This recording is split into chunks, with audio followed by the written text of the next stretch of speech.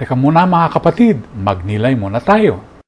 Nakita ni Belsasar ang kamay na sumulat sa pader, di mabasa ng hari. Binasa ni Daniel, tinimbang ka, ngunit kulang kay paghihiwalayin ko. Binalaan ni Jesus ang mga alagad, iharap kayo sa mga pinuno, ngunit ako mismo ang magbibigay sa inyo ng salita at karunungan. Alam niyo po, si Jean-François Champollion, isang French na linguist, ay ang nagbigay kahulugan sa mga hieroglipiko ng Ehipto. Natulog siyang may aklat ng Coptic sa ilalim ng unan. Noong 1822, sumigaw siya ng "Nakuha ko na!" bago siya himatayin sa pagod. Na-break niya ang Rosetta Stone dahil natutunan niya ang alpabeto ng ibang mundo. Ang kapalaluan ay nagdiriwang sa hiram na liwanag. Ang alagad ay natututo ng alpabeto ng langit upang mabasa naman ang sulat ng Diyos sa pader, sa kasaysayan, at sa sariling puso. Kapag dumarating ang pag-uusig, huwag kang mataranta, kapatid. Kung hindi,